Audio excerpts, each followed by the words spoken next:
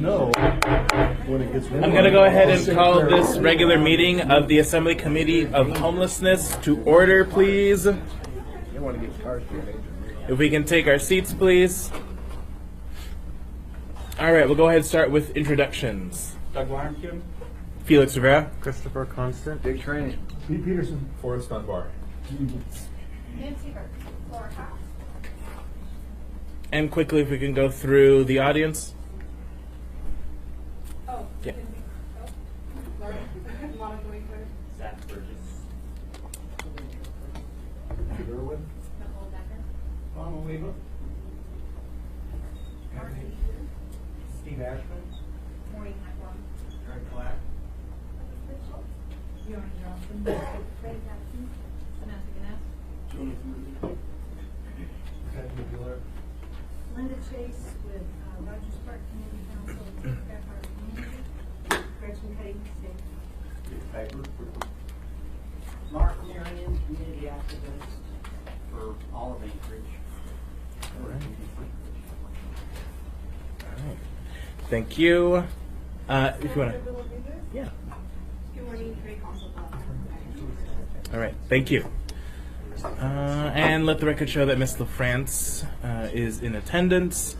All right, so we'll go ahead and start in with our business items, starting with the Mayor's Housing and Homeless Services Coordination Initiative update. Thank you, Mr. Chair. I have provided a summary report for the committee this time. There are quite a few things rolling through, and so I'd like to just walk through it, and then if there are questions, we can dive deeper into the items. So the first one is we are coming up on the time of year where we provide a report to the Alaska Mental Health Authority about this project, which funds my position, and that meeting will be on April 20th with the trustees. The other activities that are happening in the municipality right now that have consumed a bulk of work this month are working on the allocation of the operations fundings that have been provided for this fiscal year. The mobile intervention team, I think we've provided some updates, and we've had some media coverage on that project. It continues to go extremely well. We continue to see, with the coordination of activities, the addition of some resources for security and safety and monitoring, that the calls are reduced by more than 30% for each of the municipal agencies, police and fire. As we continue to make changes, we may see that, go up or down. It may change a bit as we look for permanent solutions that will provide resources for this particular area to stabilize the services really for the individuals. We've also had the opportunity to begin engaging state agencies that have services provided to individuals in this area. The State Division of Senior Disability Services, State Division of Behavioral Health, the OPA Guardians. We've been beginning to have conversations with them about persons with very intensive needs in that area, and coordination for those individuals. And we've continued to see the stability of probably 3 to 5 people that we know really should not be in the homeless service system, but stabilized in the community. So that continues to go very well. The overflow shelter, we continue to have the contract lease at Bean's Cafe location. Securitas has been providing those services. We have noted that this is creating some challenges using that Securitas contract in that location.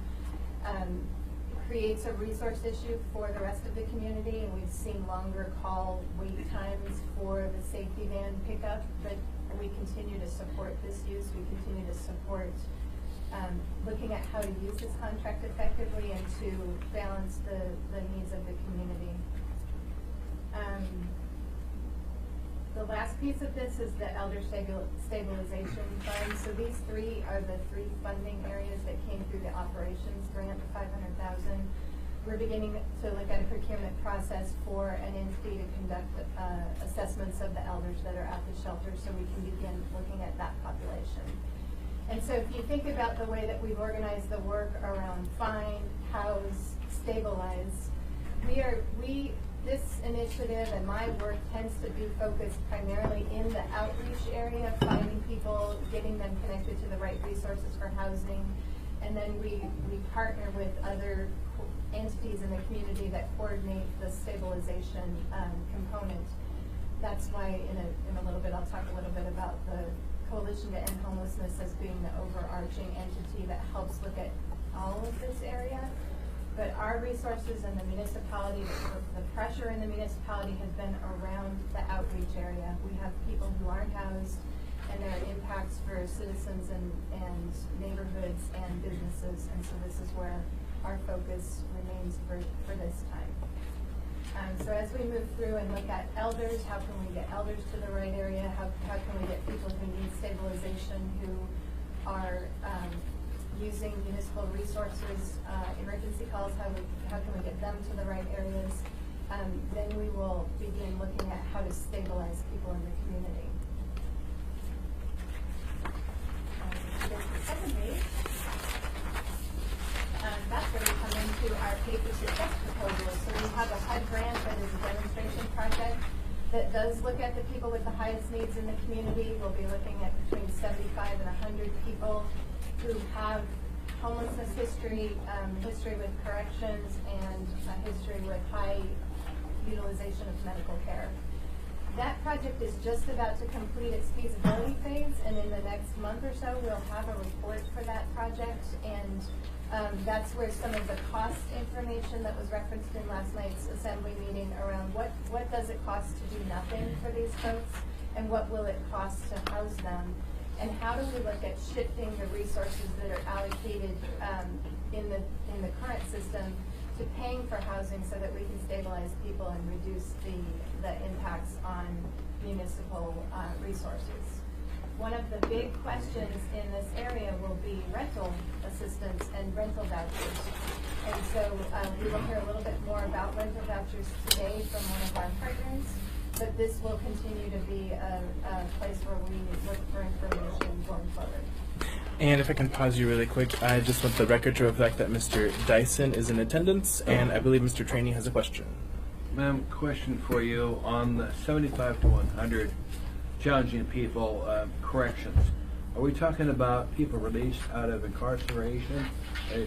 What's the standard? Are we going to put sex offenders in a neighborhood that we're using city dollars or grant dollars to pay for it? Or what level of people being released, what category they're going to be in? Because my constituents are going to flip out if in fact they've got these people being moved to their neighborhood at city expense. Sure. So that will be part of the question that gets addressed. There are sex offenders who are housed in our city right now and who are supported through our correction system and through other service providers. We believe that for people who have those kinds of offenses and for people who have other needs, that it is safer for everyone to have them monitored and in supported housing than it is for them to be on our streets.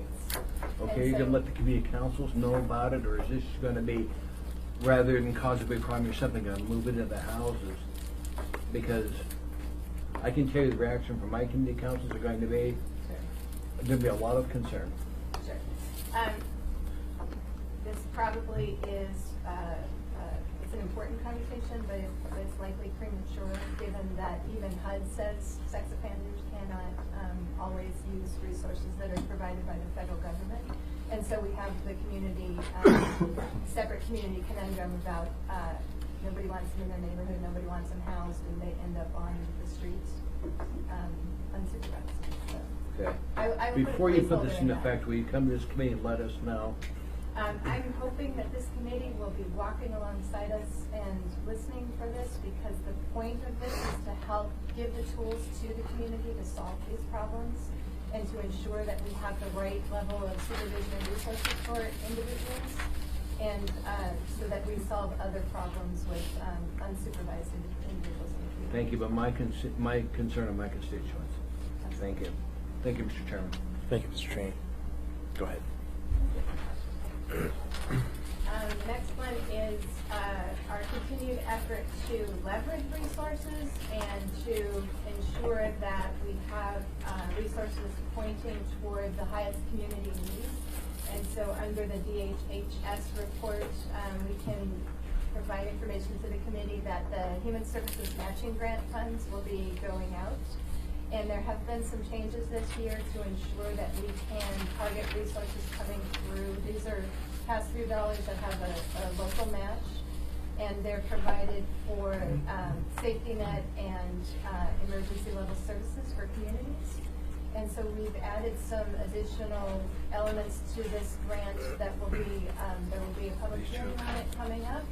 And we're tying it to leverage transition from homelessness into stability in the community. Thank you, Ms. Burkes. I could pause you. I just want the record to reflect that Mr. Croft and Mr. Weddleton are in appearance. You can continue. The next part is a report on what we're doing with our community partners, the last two sections of this report, and the Anchorage Coalition to End Homelessness, along with some state representatives and a number of community council representatives, police and fire. There was a gathering on February 23rd that included members of the community who were interested in this discussion and haven't necessarily been a part of these ongoing meetings. And so we sort of hit pause and we did a larger community meeting around homelessness, what's happening with the initiatives, what's happening through the Anchorage Coalition to End Homelessness, and how topic was how can we further increase support around these efforts. And many of the people perhaps in this room were at that meeting and felt like it was a nice time to really review what's happened, to echo some of the elements that have been brought up in this committee meeting, and I heard them again in last night's discussion around the need for one simplified community plan that engages all parts of the different sectors that focus on homelessness. And so that group is meeting, and the Homeless Coalition is taking the lead to offer to coalesce all of those groups and to provide a place for ongoing coordination and memorializing of the work that happens, including, I believe, what's going to come out of that in the next month or two with the assistance of the Mental Health Trust Authority and the Coalition, a simplified community plan with a data dashboard. And I know this committee has been asking that for quite some time, and I feel like we are now at the point where the community is ready, and we have enough information in our database, we have enough information coming from our partners that we feel this is an achievable task.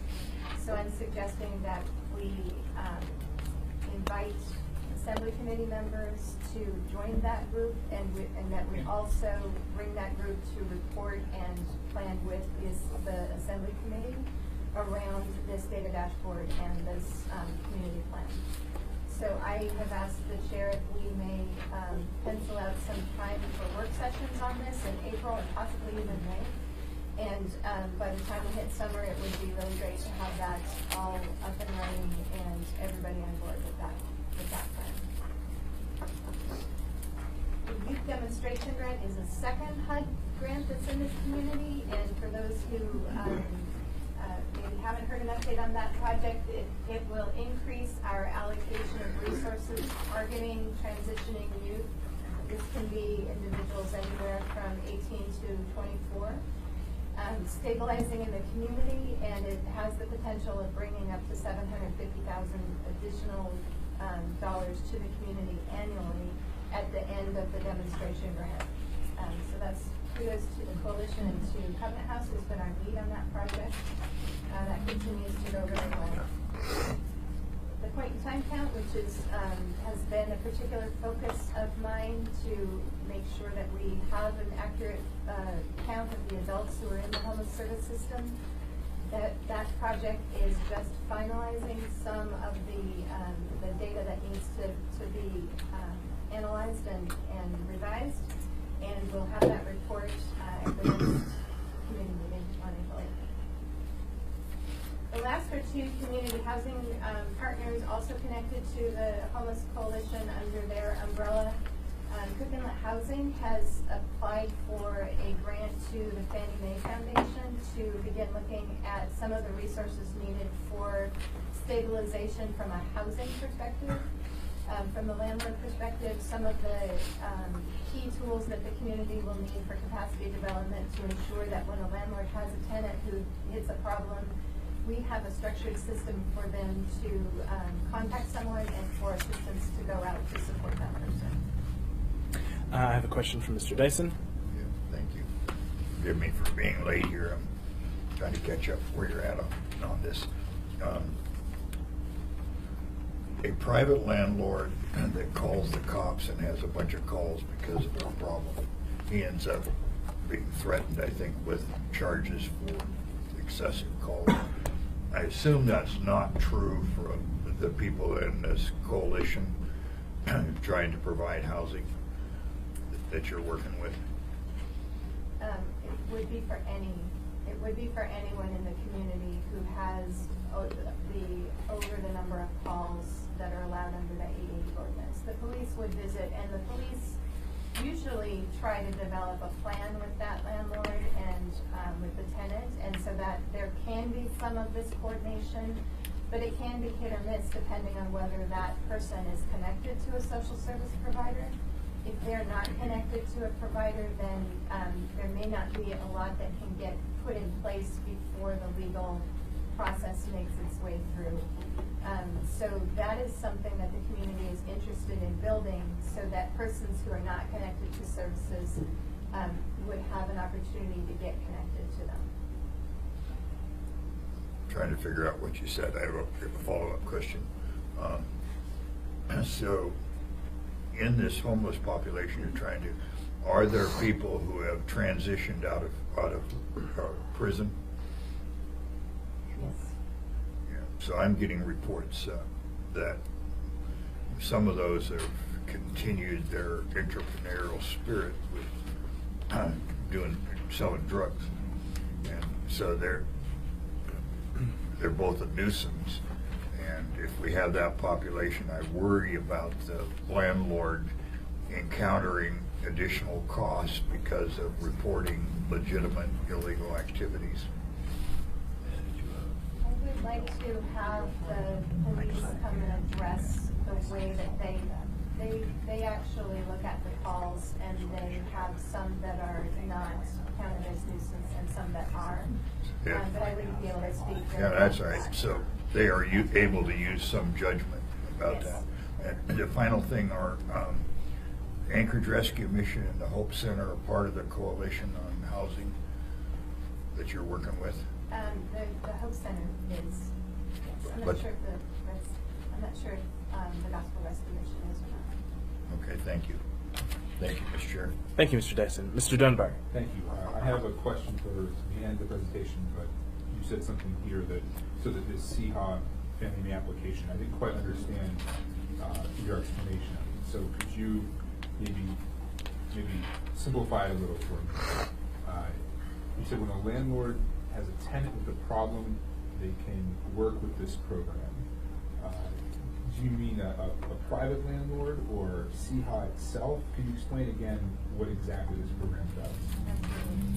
Absolutely. So Cook Inlet Housing Authority is offering to apply for a grant to assist the community in developing a structure that would allow any landlord to contact a landlord liaison or some network of social service providers when a tenant is struggling, so that we may prevent both the 880 calls, the potential ordinance fees, or we can prevent eviction of persons back into homelessness.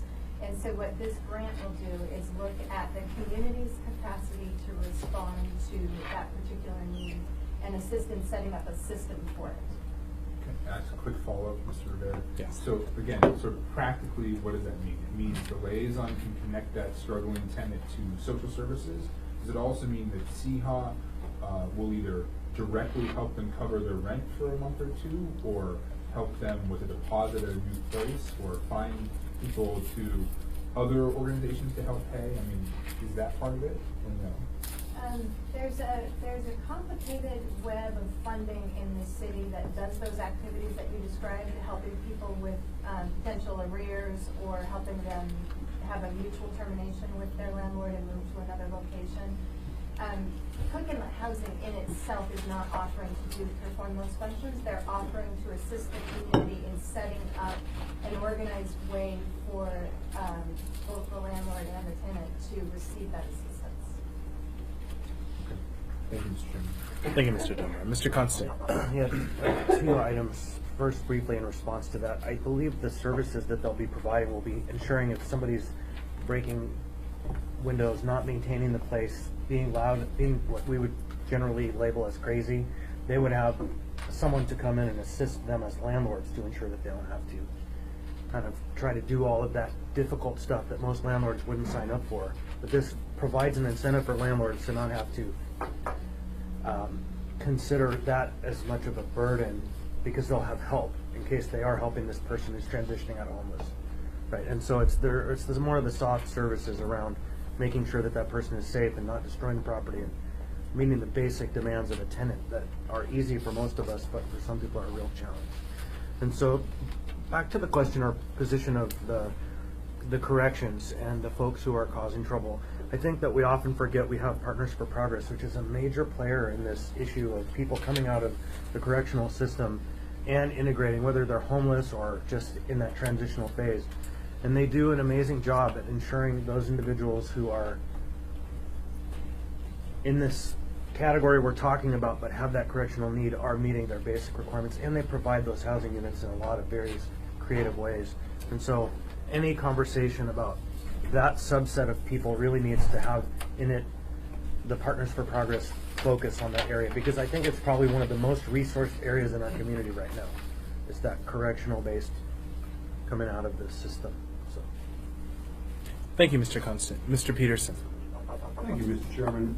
And what I think, if I understand this correctly, is what the intended plan here is that if a landlord has got a tenant that is starting to fall behind on the rent and they're in jeopardy of being evicted, that if they contact this organization that Cook Inlet is trying to create, they'd be able to help that tenant with some financial resources to keep them housed so that they don't become homeless. Is that what the plan is? Am I understanding that correctly? Yes.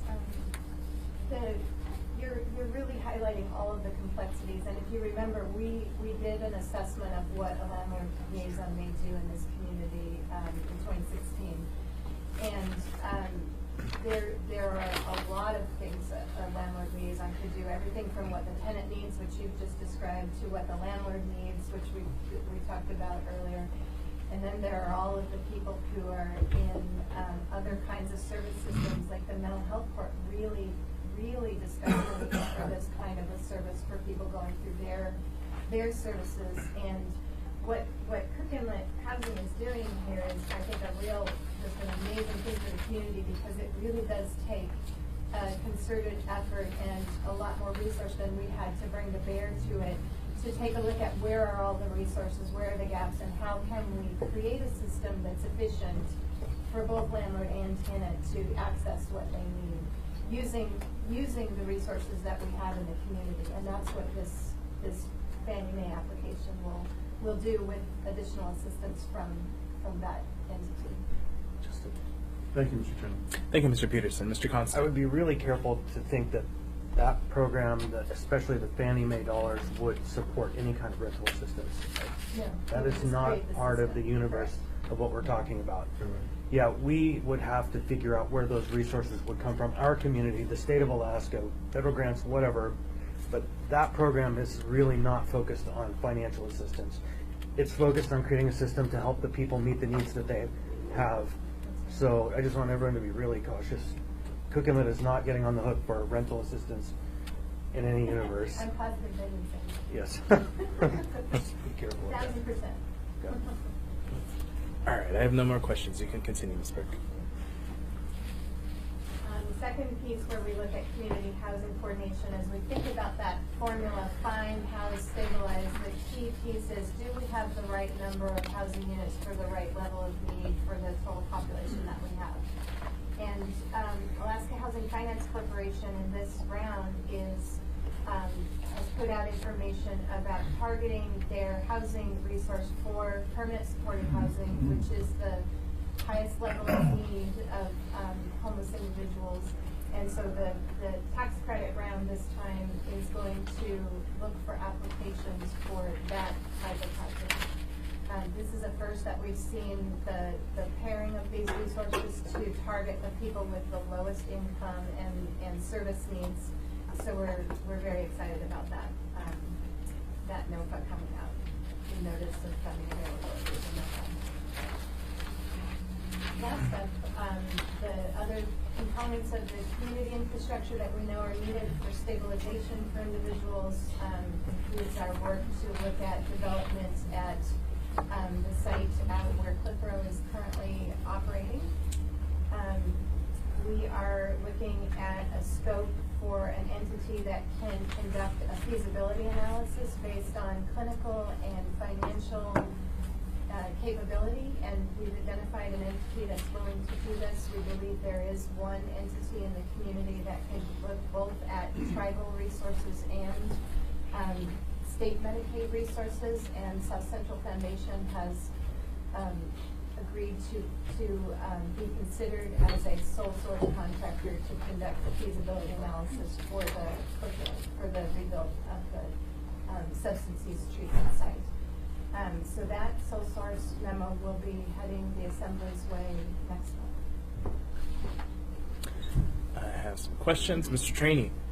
Where do you anticipate funding coming from for that? There's $4 million, a little over $4 million sitting at the state designated for this project.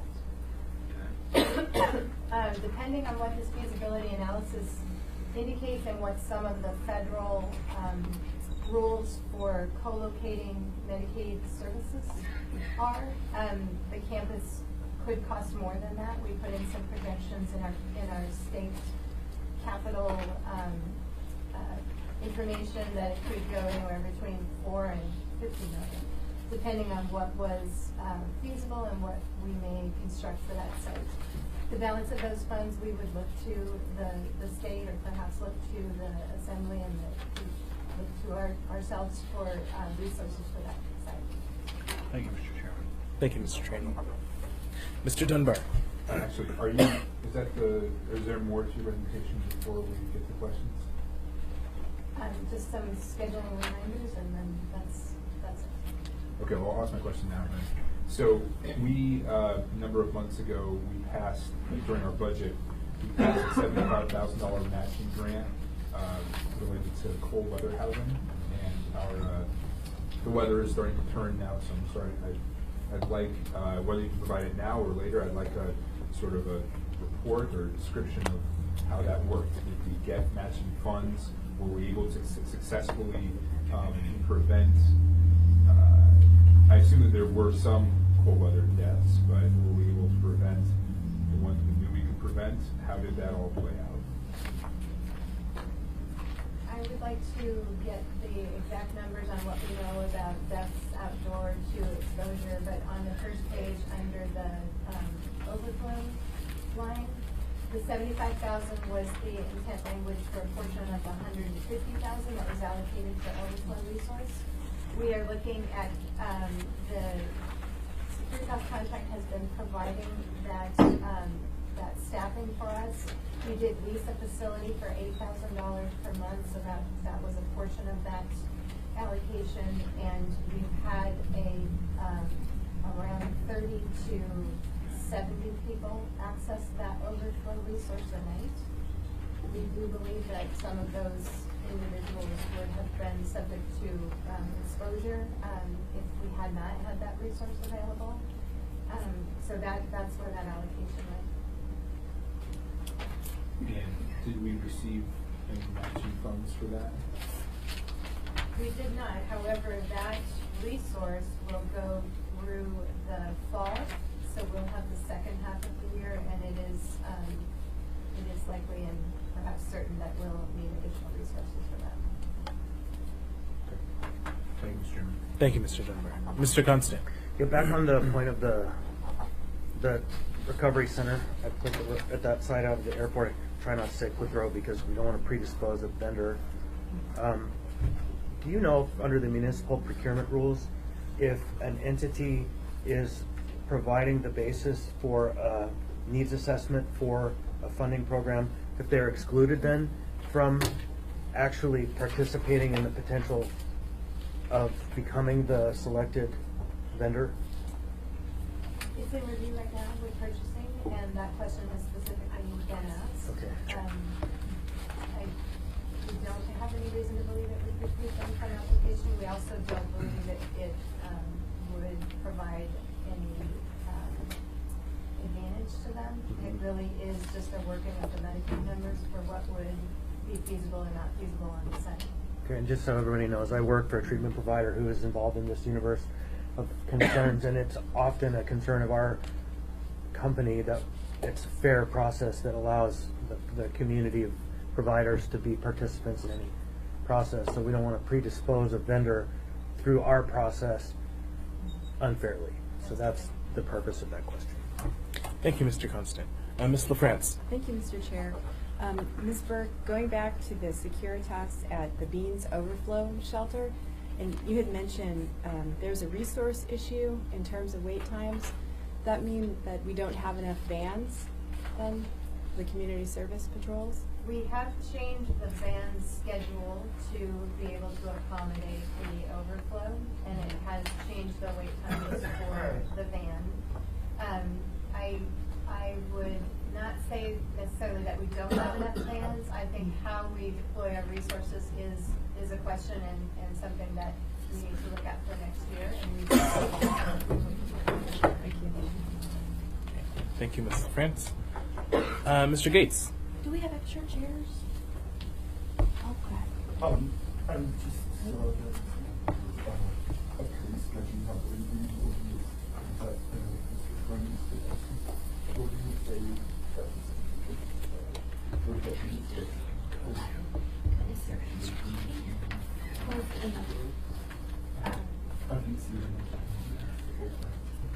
Yes, so this is a recommendation to the chair of the committee that we would use a portion of next month's time to discuss specifically that, the section of the code that was discussed last evening.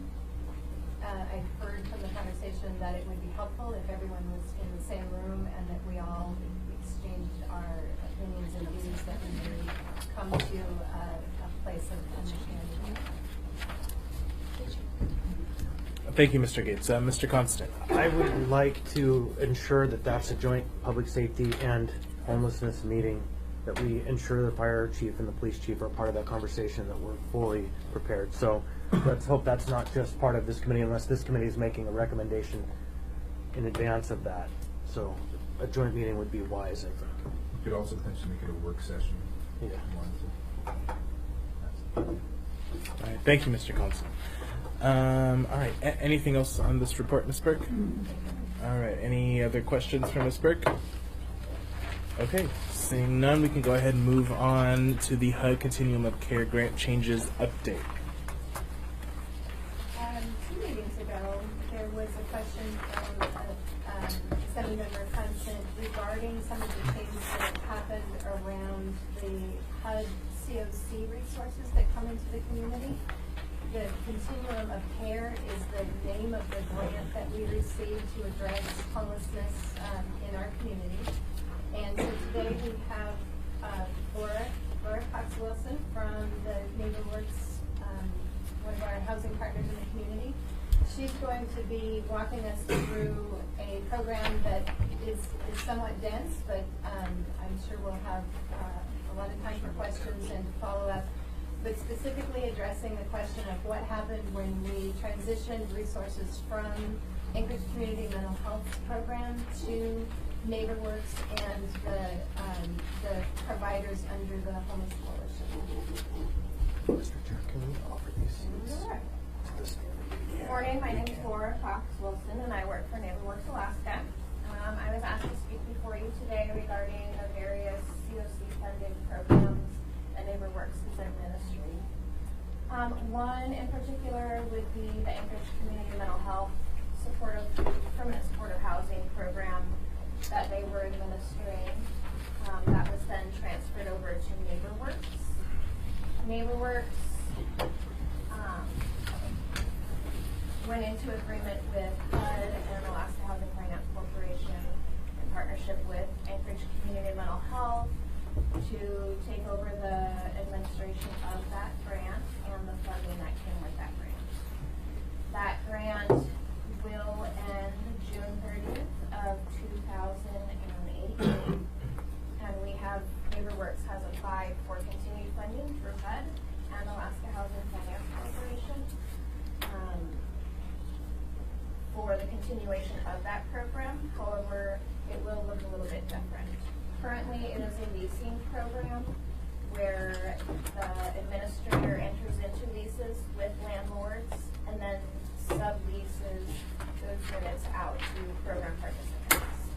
With the new changes, it will become a rental assistance program, whereas the clients themselves will enter into leases with landlords, and we will do what's called a housing assistance payment contract between all three parties in order to ensure that all three parties are meeting their qualifications, continue to do what is needed in the program, and that the proper resources are being put in place. NeighborWorks Alaska also has been administering another COC funded program, which is our sponsor-based rental assistance program. And that program is very similar to the one that was transferred over from ACMHS. It is sponsor-based rental assistance, so we are sponsoring the units that are rented by those landlords and entering into occupancy agreements with the participants that are on that program. That program does not come with any supportive services. So NeighborWorks kind of acts as that landlord liaison and helps support the client in that permanent housing stability measures. I've provided a brief summary of the different programs that NeighborWorks is administering, as well as data backing up the SRA program from the day that we started it to present, as well as the transfer data from 10 of 2017 when we took over this transfer officially to present as well.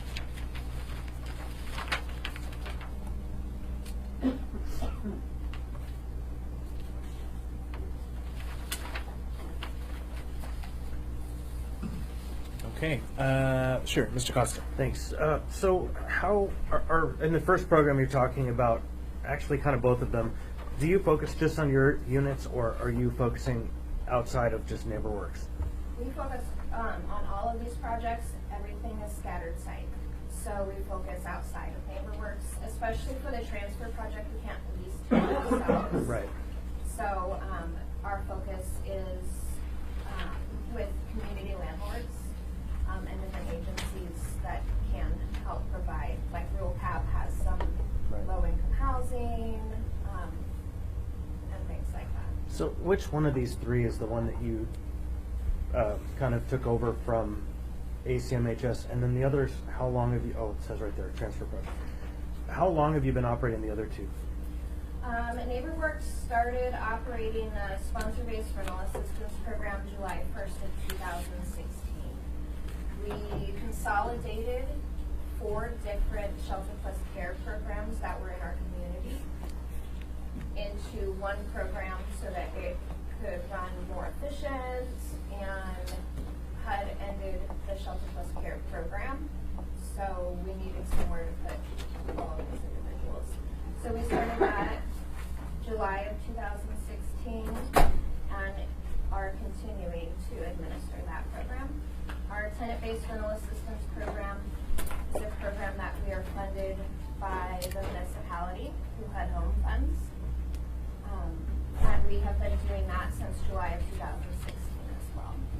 And that program is being kind of used as a bridge between homelessness and permanent housing. Thank you. Thank you, Mr. Constant. Mr. Dunbar. Thank you. Yeah, a couple of quick questions. Remind me again, if you would, how many people we're talking about that are participating in each program? And then talking about the municipality bank grant, and maybe Nancy can help with this. Remind me how large that is, and are we just a pass-through, or are we putting in non-HUD grant funds of our own, like general fund monies into that as well? So to address your first question regarding the amount of participants that are in these programs, in 2016, and you can see this on your data reports that I provided to you as well. You have them. In 2016, the sponsor-based rental assistance program housed 115 individuals on that program. And we reached a 92% housing stability measure, keeping those individuals in these programs stably housed. And then in 2017, the sponsor-based rental assistance program housed 116 individuals with a 95% housing stability measure. For the Anchorage Community Mental Health Program that that was transferred over to NeighborWorks, we have housed 59 individuals with that program. The continued housing stability measure is at a 97%. That 59 was in 2016 or 2017? That is from October 1st of 2017 to present. We've had 3 individuals leave that program since October 1st of 2017. That's just the day we took the transfer. And the tenant base, is that? So the tenant-based rental assistance program, I do not have any data for that. We do not supply that data into any kind of database or HMIS system. We have housed to date 20 households with 32 individuals total on that program. And because that program is being used as a bridge, it's a 24-month program. Individuals have criteria that they have to meet, which you can read about in the pamphlet that I put out. And we've had 3 individuals on that program obtain permanent housing. And we are going into we just entered into our 2nd year in that program. May I, the last follow-up there, Nancy referred to Ms. Cox-Wilson, municipal fund. How much is it, and how much of it comes from us versus how? So to date, we have received $290,000 for the tenant-based rental assistance program. This is continued funding. So this is 2016 into 2017. The funds continue. What we use is what we have left over for the next year. And that supplies $260,000 worth of rental assistance. And those are home funds. Those are federal dollars. Yeah. Federal dollars. dollars. There's no match with municipality funds. And it provides about $25,000 for security deposits for those individuals to enter into units. Thank you. Any other questions, Mr. Dunbar? No. Okay, Ms. Burke? Can I just respond to Sure. the question regarding municipal investment? If you recall in 2015 when we were ramping up the initiative, there were 2 programs that the state was operating, and Susan Fontaine from the State Division of Behavioral Health. They were beginning more intensive service programs, assertive community treatment, and intensive case management. And we wanted to provide some additional rental subsidy resources. You know, we're always looking for the unit, the subsidy, plus the services. That's what stability is about for people. And so Steve Ashman worked with our home allocation to convert it to a tenant-based rental assistance program. And Lauren's organization is doing a sort of community-focused service for us in these grants as well. This is NeighborWorks, who has their own work, their own business line, but they're operating these grants for the community's benefit. So this is another housing provider who's really at the table with us, trying to work on the issues of the community, and kudos to them for that. And we've also been lucky enough to have Catholic Social Services step up to the plate to provide case management for the continued Anchorage Community Mental Health Transfer Project, and then continuing on into the new project that we are funding for HUD. So that's been wonderful. Thank you, Mr. Dunbar. Mr. Constant. Yeah, so two questions really. One, I heard you say sponsor-based rental assistance and tenant-based rental assistance. What's the difference on our spreadsheets here? Which one is which? So currently. And what's the difference functionally? Okay, so the permanent housing program, which was the transfer program, is a leasing program. Spoke briefly about that. The agency that is administering that enters into leases with the static site landlords, and then we do an occupancy agreement between the tenant and ourselves, so we're acting as like a sub-landlord. So that's the tenant-based? No, sir, that is going to be the Anchorage Community Mental Health Transfer Project, so the permanent supportive housing project.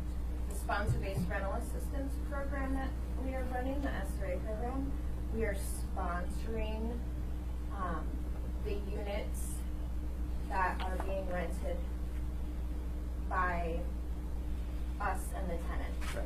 So we're vouching for those tenants. We're signing into housing payment contracts with those landlords and the tenants, with rules and all kinds of stuff like that. And then the tenant-based rental assistance is where the tenant enters into the lease with the landlord. Right. And we do an additional housing assistance payment contract to kind of make sure that everybody's rules are defined. Okay, so that's not a report that you provided here for that program, or is it? Is it one of these three? It's not, right? It is. It should be on your second page. Okay, part of this. Okay, got it. Thank you. And then really the functional question is the important one, and I don't know which of you would answer this question. Those are great numbers for maintaining in housing 90+%, right? And so I want to be optimistic, but it of course raises the question, what is the vulnerability level of these individuals, right? Who are we targeting when we're talking about this? Is this the low-hanging fruit, the easy ones, or are we talking these are the really challenging ones and we're really being successful? So the permanent housing program that ACMH has transferred over, those individuals all have serious mental illnesses. So that is high vulnerability, high needs. That's why it comes with that supportive services function that Catholic Social Services is providing to those clients. And then NeighborWorks is, of course, administering it and kind of acting as that rental liaison to make sure things are going smoothly.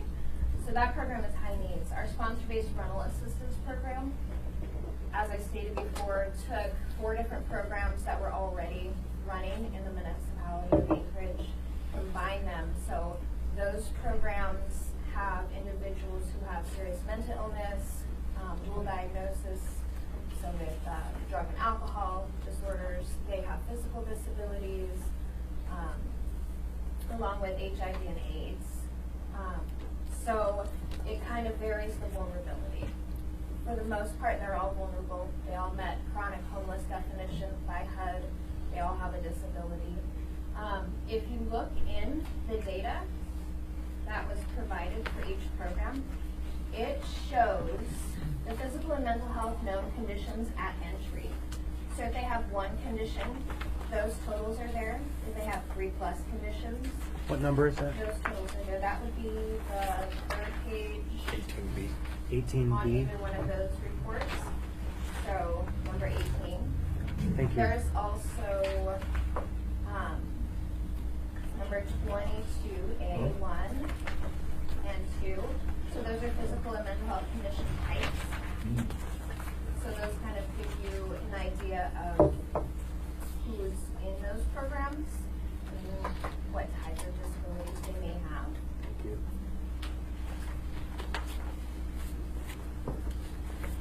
Thank you, Mr. Constant. All right, so I'm going to change.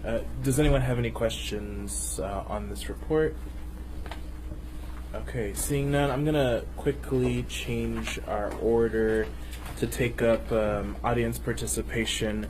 Our consultants are, I think they're almost here. I don't think they're in the room. They are here. Oh, okay, perfect. Well, then we can go ahead, have them come in, and we can start that presentation.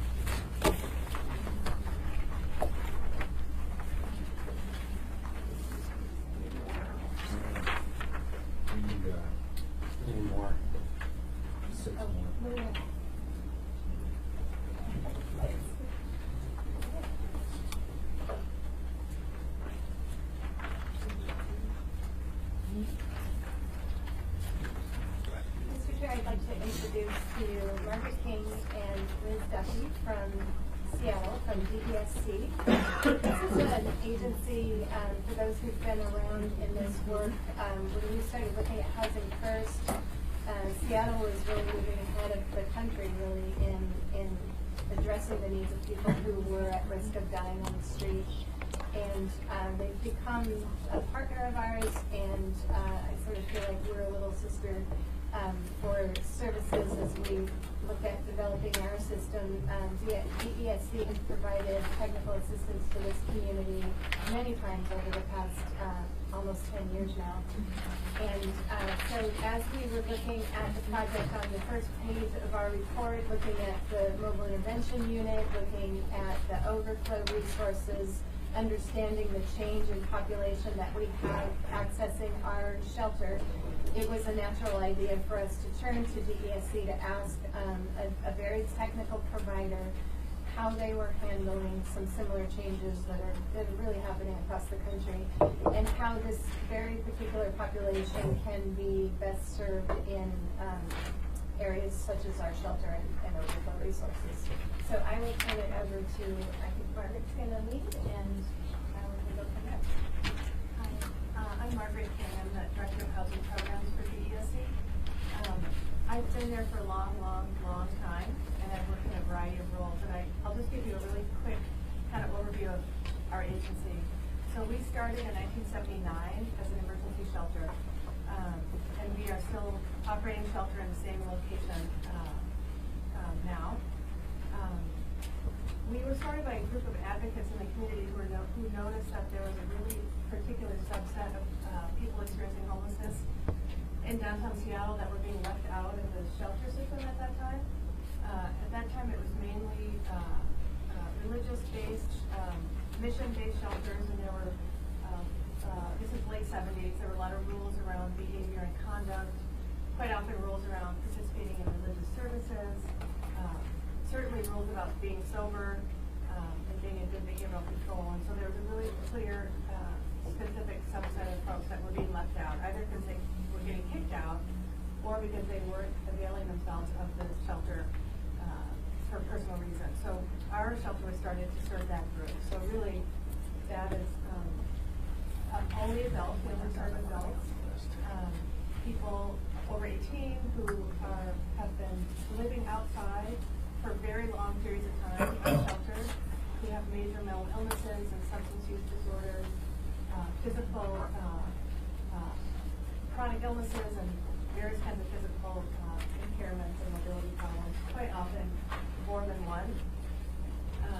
And so that's still really very much our agency focus. So since then, we've grown really, really large now, and we've built our agency up in this sort of, it's like a quilt where we kept opening new programs because that service was not being our clients weren't able to access it in the community. So for example, we got a mental health state license in 1980 to provide psychiatry outpatient outreach type services to folks, because even when our clients were finding their way to a community mental health center, they were not staying enrolled because they weren't going back to see their case manager in a regular way. So we did that ourselves, and then we did the same thing with substance use treatment, and then we eventually did the same thing with permanent housing. So we opened our first permanent supportive housing project in 1994, and it was very much the same thing. So we saw that our clients in the shelter were sometimes would find their way off the top of a housing authority list and get offered an apartment, but they most often would return to the shelter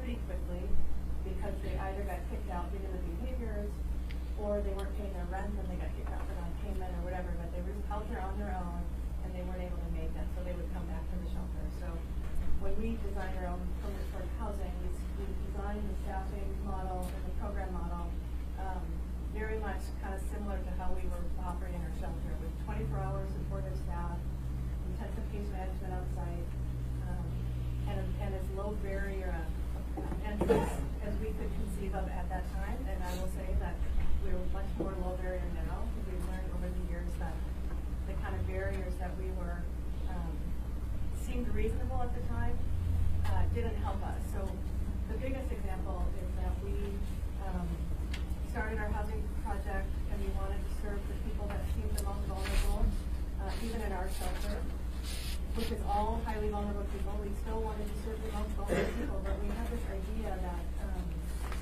they needed to be ready, right? They needed to be ready for housing. They needed to be able to make use of that. They needed to be able to work with us if problems arose, so that they would be willing to talk to us and work through something, so that we would be able to keep them in housing and not have to ask them to leave. What we found out, that was 1994, what we realized pretty quickly, like within that certainly within the first lease-up process, is that we never got that right. Like, we just never knew, we could not predict who was going to do well and who wasn't. And the traditional kind of lenses around who was ready and who wasn't were not helpful. So, like, is this person going to be willing to talk to us? Maybe the person who said all the right things turns out to be the person who's the hardest to manage because they're the most organized, and the person who can't communicate with us is going to turn out to be easy to house because they just mostly isolate in their apartment, and that's really the problem, is that it's more of a clinical issue. So we never ever could predict it right, and we decided to scrap that. So by 1997 we just stopped doing that, and we very deliberately targeted our housing and our shelter and our services for the people that seemed the most vulnerable in the assessment of our own staff who know them, and some of our clinical licensed trained staff who could do some assessments on them. And then we would go find them and offer them whatever the resource was that we had. So it very much was a precursor to what has become the Housing First movement. But it was very just much our organizational orientation, that if we didn't go looking for somebody who wasn't asking for our help, they weren't ever going to get it, because they weren't ever going to show up asking for help, and they would just be forever left out. So that is how our programs are now oriented, pretty much across the board. So now we operate 4 different shelter locations, about 458 beds of shelter, emergency shelter. The main one is still in our original location, 220 beds in our main building downtown Seattle. And we operate about 1,200 units of permanent supportive housing, mostly in buildings that we own and operate. About 850 of those units are in buildings that we build or rehab, that we own and operate. And then we have a few hundred scattered site permanent supportive housing out in the private market, where we provide people with long-term rental subsidies and services, and they live out in the private market.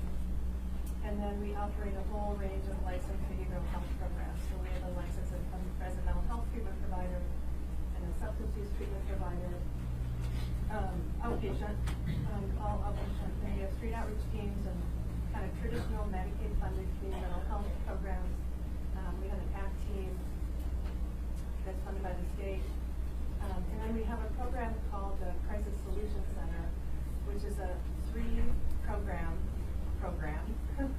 project program that's a standalone building that has 3 programs in it. So one of the programs is called the Crisis Diversion and Interim Services, and that's where people can come. They get brought there by first responders, and it's a diversion program for people that are in behavioral health crisis but don't need to be in jail and they don't need to be in the hospital, but they need somewhere to kind of be safe and get some good assessment done and start getting people hooked up with community services.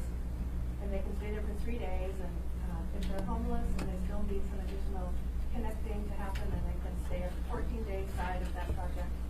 And then the third component is a mobile crisis team. So that's a team of social workers and clinicians that go out and respond to calls from first responders to go help the police intervene in a situation that they encounter either on the street or somebody calls them from their house, and they go and help do some psychiatric and assessment and triage and help find a good placement for them. It might be a hospital, it might be back to their house with some support, it might be the part of crisis solution center. So that's sort of very quick picture of our agency. We have about 650 employees and a budget of about $48 million a year. On the housing side, the funding for our permanent support housing projects is a mixture of capital and operating funding. So on the capital side, the biggest one is the federal long-term housing tax credit program, and then we get money from all levels of government on the capital side. On operating, we have a lot of McKinney dollars in our PSH. We have Housing Authority Section 8 vouchers, and then we get some money from the county and the city.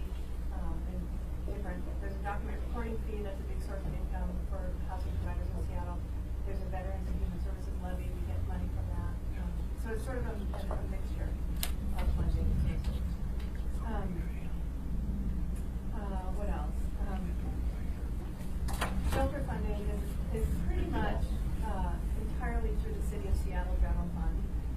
There's some CDBG money there now, but now that looks like it might be somewhat imperiled on the federal level, so we'll see what happens with that. But it's mostly City of Seattle general funds.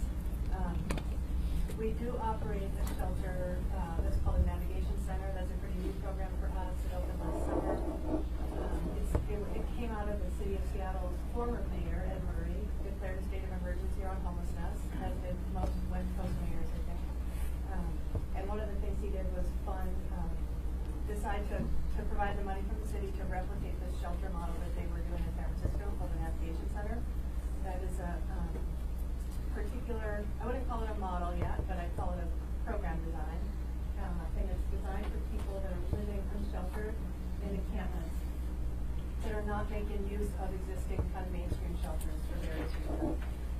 Mostly around things like they have pets, they have partners, they have a lot of belongings, or the shelters themselves are too high barrier, there's too many rules, that kind of thing. So the Navigation Center is a highly staffed, very expensive project where we have people can come just as they are, which has always been our organizational philosophy, but in our shelters we haven't had the literally physical space to let people come as they are with all their stuff. But in this project we do. So people come and they can stay there and they get, there's a bunch of case managers, and the idea is that if we lower the barriers enough that people will actually come and provide intensive case management to help them focus on stabilization and housing, then we'll have better outcomes into permanent housing. And we do see better outcomes at the NAV Center into permanent housing than we do in our main shelter, because a couple of reasons. Partly, for sure, because there's a lot of case management capacity in the Navigation Center, and partly because it's a somewhat different population. It's definitely a different population than our main shelter. They have less. They're less disabled as a group. They have fewer health-related barriers to permanent housing that's not permanent supportive housing, but just sort of regular housing in the private market. So they have more options once they can get through a period of stabilization. So that is the Navigation Center. This thing that I brought is actually really not that relevant for our conversation today, but I thought it might be helpful. The City of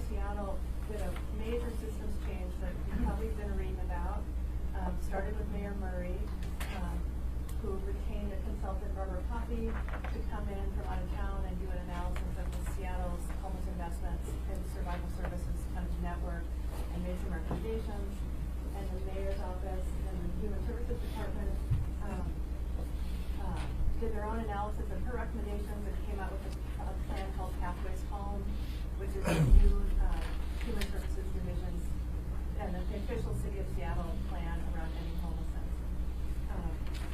In the part of the process for doing that, they RFP'd their homeless investments, and they had not done that in over 10 years. And so we're the single recipient of City of Seattle general funds for homeless services. Lots of other providers too, and there's about $30 million in city investment in homeless programs. So they rebid them, and agencies had to reapply for their funding. And in the context of this Pathways Home plan, the city made some significant changes to what they wanted to buy, what they wanted to pay for. And so that's what this is. So we've always operated as our shelter as a 24-hour shelter. People can stay there with no time limit. People can pay $11 for the rest of their lives. But it's very suppressed capacity for in-case management. It's really the survival areas. And in Pathways Home, they wanted to focus on what they're calling enhanced shelters, because they wanted to take some of the learnings from the Navigation Center experiment in San Francisco, which I will say, my editorial to you is if you're going to go online and read about this, or maybe you already have, just know that sometimes the City of Seattle reflects on the San Francisco experience as if it's sort of a monolithic experience, but in fact, San Francisco has changed that program 8 or 10 times in the first couple of years of operation. So there's not anything set there that's anything to say about. It's all been very dynamic. But anyway, so the City of Seattle changed what they wanted to invest in, and they wanted providers to provide 24-hour shelter with high levels of case management, with a relentless focus on housing to get people out into permanent housing. Part of the narrative was that it was really just, and this came out of the consultant's report, it was really just, the main problem was not that we needed more financial resource in the City of Seattle, but that we just needed to coordinate our services better, and shelters needed to just be better at what they do, and if we were better at it, then people would get into housing more often. And there is an obvious flaw in that logic that seems to still be lost on the City of Seattle, per se. Because in Seattle we have about a 2.5% vacancy rate in the rental market.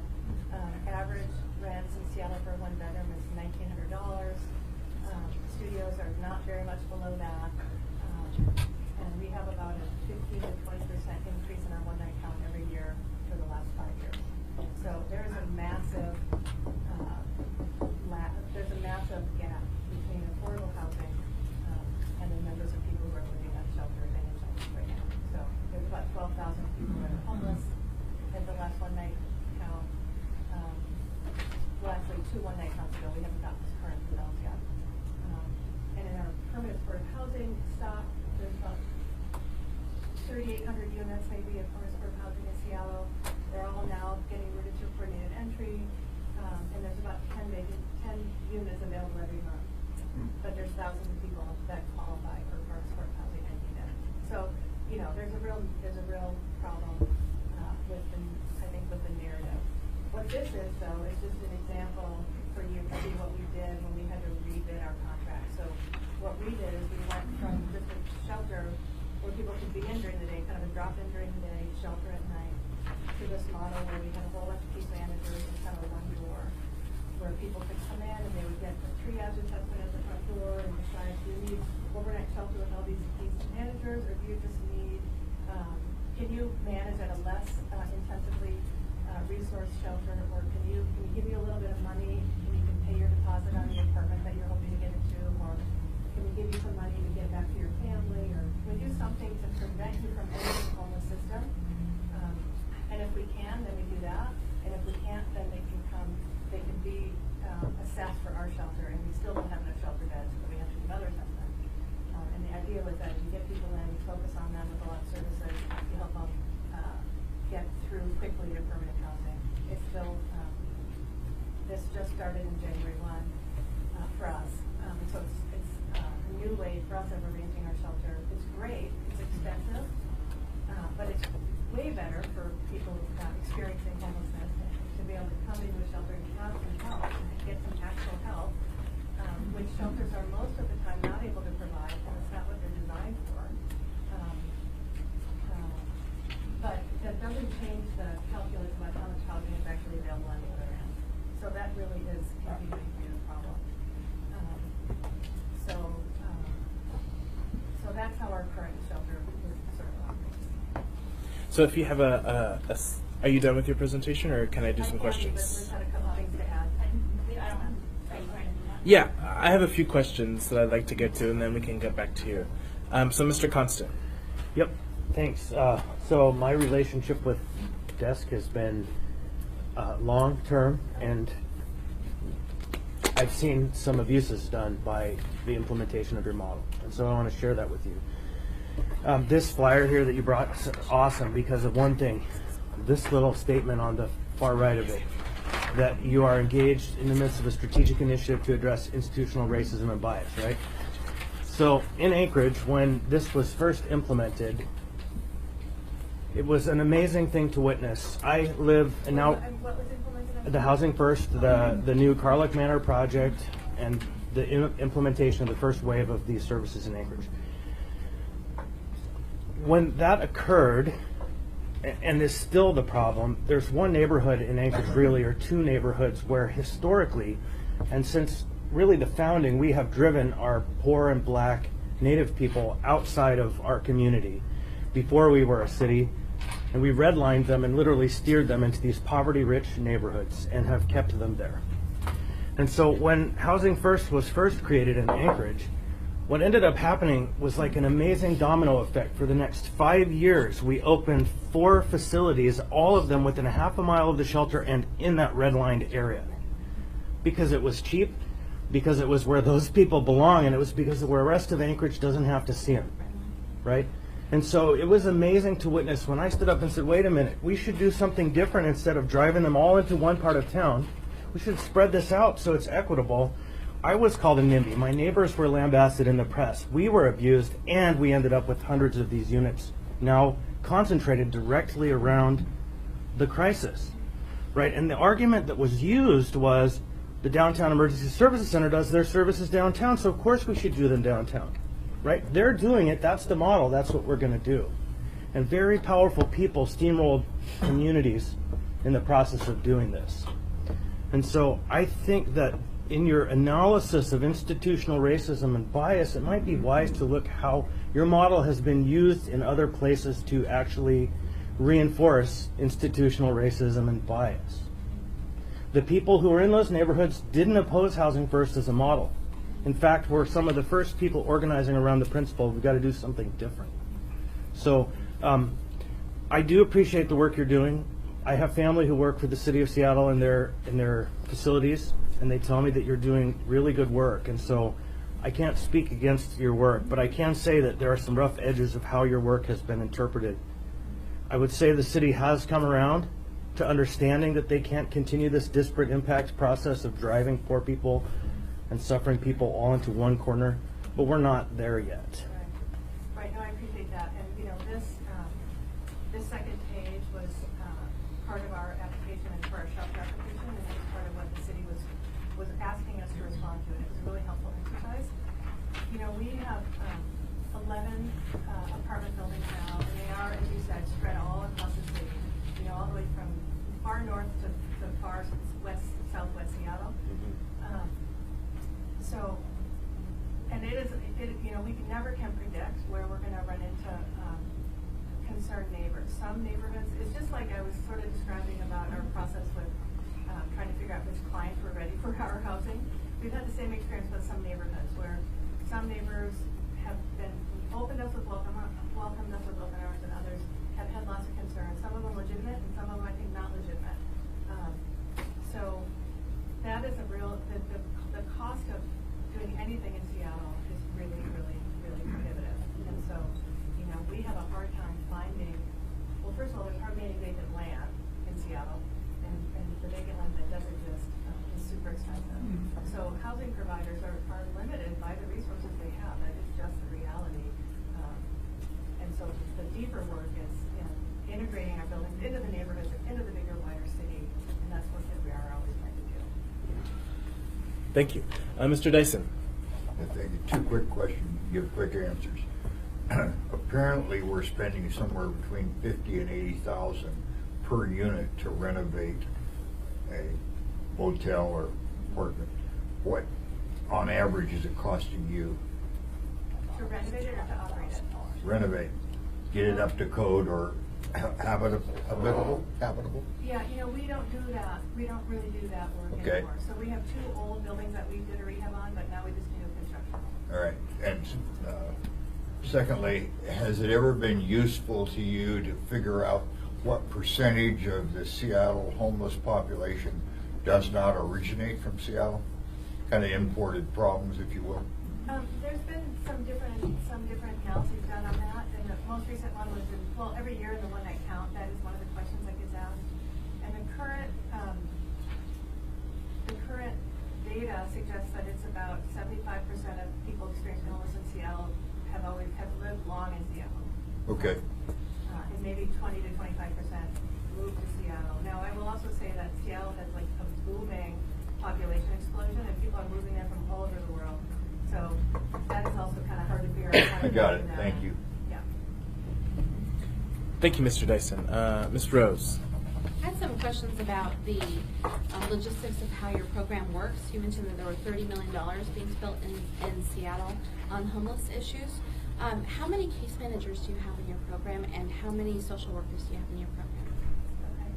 Well, the $30 million is from the city's investment. So Right. that's not for our programs. We have, in our permanent supportive housing, we have found, or we have decided over the years that the kind of sweet spot is to have 1 to 20 or 1 to 25 caseload sizes. And the ideal building size is between 80 and 100 units, both financially, to make it financially feasible and kind of operational. So the numbers of social workers have varied. So how much, my follow-up to that is the Navigation Center. How much do you spend on the Navigation Center? The Navigation Center is about a $1.8 million annual budget. There are 6 case managers there, 75 people are there at any given time. 6 case 75 managers, one of workers. whom is a supervisor with a smaller caseload. And then staff are on the clock, so there's like 9. I think there's maybe 18 full-time staff in the building, something like that. And then I missed your third point. You had, under the Crisis Solution Center, you had the Crisis Diversion and Intro Services, and then you had the Mobile Crisis Team. What was the third arm of that Oh, it's program? called Crisis Diversion Facility. And that's the first one, that's a 3-day one. Crisis Oh, I got that one. Interim Services. I got is 2 that one. weeks, So there and was, Mobile Crisis. and then what was the third one? The Mobile Crisis Team, Yep. MCT, there's the Crisis Diversion Facility, CDF. Right. 3 days. Crisis Diversion Interim Services is 14 days. Oh, there's a difference between the two. Yes. So one's Yeah. 14 days. Okay. Thank you. Okay.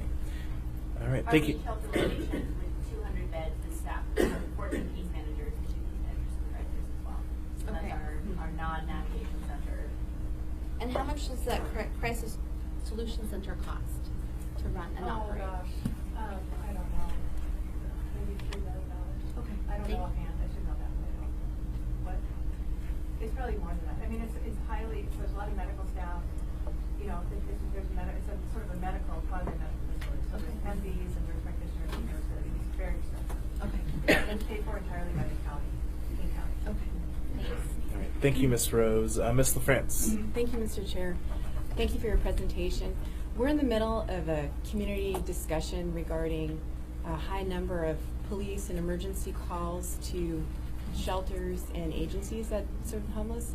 Has this been an issue for you, and how have you handled it?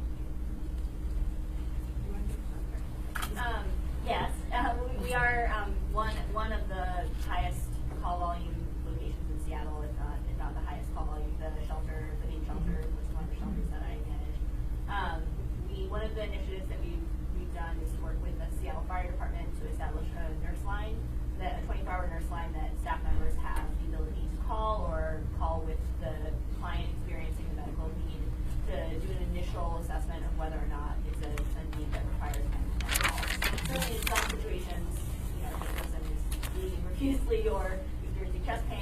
call 911 no matter what. But in a situation where the person has flu symptoms or has experienced a seizure and then return to a normal level of consciousness, that's a medical professional that our non-medically trained staff can call upon before using emergency services. That's a big one. I think the other one is just around having appropriate staff, levels of staff ratio and training present 24 hours a day in shelter settings. The ability to de-escalate interpersonal crisis between two individuals before it escalates to the point of requiring the police is very inhibited when you only have one or two staff members working at a time.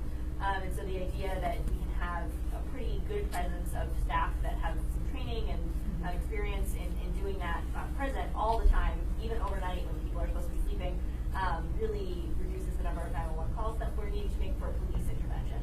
And I think that the ability of just taking the time to train staff around what we can accommodate and what we can manage on site versus what we need to send a person to sleep it off place or send them to jail, because ultimately shelter might be the best positioned resource in the community to handle many of the behaviors that we're seeing from the homeless community. That's the purpose of shelter, is to manage the behaviors we see from the homeless community in a way that's safe and keeps everybody indoors. And so perhaps even more so than getting people housed, having a shelter system that's effective at doing that, of managing a safe space on site for people that are experiencing homelessness, even people with chemical dependency or mental health conditions, preparing a workforce that's able to do that, I think is a real key to reducing some of those calls. Okay, thank you. Quick follow-up. Do you have then 24/7 security, on-site security? No. It's really just staff training in de-escalation and our minimal rules that require us to not ask people to leave very often, and we don't have any security in place. Thank you. Yeah, and we also don't have any like metal detector type equipment or anything like that. We just have programs that people come to and our staff manage. And I do think it's one of the things we talk about a lot is counterintuitive, but we do believe that part of the reason we have been able to reduce police calls, for example, over the years is because we've reduced our rules. So the more rules you have, the more rules people break, and then the more rules people break, the more staff aren't sure how they're supposed to respond and call the police when they don't need to. So it's sort of this, a little bit of a cascading thing. And we have enough rules to keep people safe, but we don't have so many rules that it gets people all amped up. You know what I mean? The energy can stay unmanageable. All right. Thank you, Ms. LaFrance. And just sort of a time warning, we have 6 minutes until this committee is over, and we do have a public safety committee meeting starting exactly at 12:30. So if we can keep questions and answers brief, I know sometimes that's difficult because it's complex. Mr. Dunbar. Thank you. Just a very quick follow-up then. Are you fined by either the city or the county for excessive police or fire calls ever? Yeah. From what I gather, also so far from conversations during this visit, our call volume does not come close to the call volume. Gotcha. So my question, my main question actually is for the chair of the committee and Ms. Burke. So we've heard a lot of interesting sort of little points here, or just ideas. Navigation center, mobile crisis team, focus on institutional racism, all really interesting. But is there a specific reason you wanted us to speak with this group in particular? Is there a specific thrust or idea that you're trying to get across with this presentation? There's a two-pronged point for this visit. One is technical assistance for our mobile intervention team, that we're starting to learn how Seattle is embedding with their police team, how we can best make that a resource for our public responders. The second is we're implementing just some relationships with our providers and the shelter provider in Seattle for an exchange that can happen. And we in fact may have an exchange of people coming into each of the facilities, perhaps going to Seattle to see the shelter and how they operate. And so since these experts are here, we wanted them to visit with the committee because this is all part of the topic that's in our public discourse right now. Thank you. Thank you, Mr. Dunbar. Mr. Trainee. And what is the jungle, and how does that fit into your navigation center? The jungle? The jungle in Seattle is under I-5. How many people are there? How does that fit into your navigation center? Right, so the city of Seattle stood up what they are calling a navigation team, and it was part of the emergency declaration about homelessness. And so they created a navigation team that is made up, they're city employees, and it's partly police officers and then a contracted outreach agency. And those teams go together out into all the encampments. So when they first started that team, and talked about the navigation center, they wanted to focus on the jungle first. So the jungle is just a massive encampment under I-5. How many people are you talking about? There's probably thousands of people sleeping there. The number is unclear because there's not a lot of counting that goes on deep in the jungle. But there's several hundred people that have been counted, and the thoughts are there's probably several hundred more that are not counted. One So last the jungle was question. going to be the first place that got prioritized for the navigation center. It didn't turn out that way because then concurrently they started doing their sweeps, kind of encampment cleanups, and they got displaced, and it's not been as kind of linear as they originally were talking about. One last question. You said something about giving money to people. Maybe that's what they need. How much money are we talking about? What are your standards for giving money to them? Well, so we just have a little bit of money in our city contract that we can give people if it will keep them out of the homeless shelter system. So maybe they need a bus ticket, or maybe they need first deposit amount for an apartment. You know, small amounts of money. From $5 to a couple $1,000. So you can do a rent deposit to get in. Do you do utilities too? Because normally utilities what stops people from being able to get an apartment. So do you give them money for utilities too? Not on an ongoing basis. If there's a particular financial cost that is preventing movement from being able to happen, we're able to provide those upfront costs. We're not able to provide ongoing rental or utilities. No, but you can do it on a one-time basis. Thank you, Mr. Chairman. Yeah. All right, thank you, Mr. Trainer. All Mr. right. Constant. These are peppering questions. What percentage of your budget comes from the city? Just rough, doesn't have to be perfect. For which parts of the agency? Your homeless services, just generally. Just generally. From the city, the shelter is almost entirely from the city. Or So- city county. I mean, because we're a city county government here. Yeah, well, I'll tell you, we have like dozens and dozens of contracts with the city. Okay, so we don't know. Maybe we can find that On out. the shelter side, Yeah. it's probably 75% of the Okay. money comes from the city. This year, we don't do any of that. And does your shelter operate during the day? Yeah, 24 hours. And then what are your staff ratios in the kind of shelter environments where you don't have security? Typically around 1 to 50, 1 to 80. Okay. And And then finally, do you experience outside of your centers masses of people like having sex and doing drugs and beating each other up and throwing parties and literally milling outside of your shelter environments? So our shelter is on a busy street in the middle of Seattle. It's the outside our door is the public sidewalk. So yes, there's a congregation of people experiencing homelessness, people not experiencing homelessness, drug dealers, and various other hangers-on in that space. It's also a public sidewalk. So there are some neighboring businesses that exist. There are bus stops that the King County Sheriff's patrol occasionally. So we don't necessarily. It ebbs and flows seasonally and with enforcement. And I would also add a couple things. So, you know, we have this weird situation where we have our main shelter down in our main building. So we have this one big giant building in Pioneer Square, downtown Seattle, and it houses our main shelter, 220 beds. It houses in the same building 190 units of permanent supportive housing that we took over from the Housing Authority. It houses various of our program offices that have clients coming to see them in and out of the space all day. And then down the street, at the end of the street, there's another 235 unit permanent supportive housing project operated by another provider. And then on the next block, there's another 65 unit PSH building. And in the basement of that is our mental health drop-in center. So there is this unbelievable concentration of people currently experiencing homelessness, formerly experiencing homelessness, and many, many of whom we don't know anything about. We don't know them. And so our block is pretty intense. It's not replicated at our other shelters. So on the other 3 locations, including the navigation center, we don't have that problem. There's not people hanging out outside. Mm-hmm. It's just not the same kind of perfect storm as it is downtown. Thank you. All right. So I'm going to have to adjourn this meeting, and I apologize for not having time for audience participation. Thank you.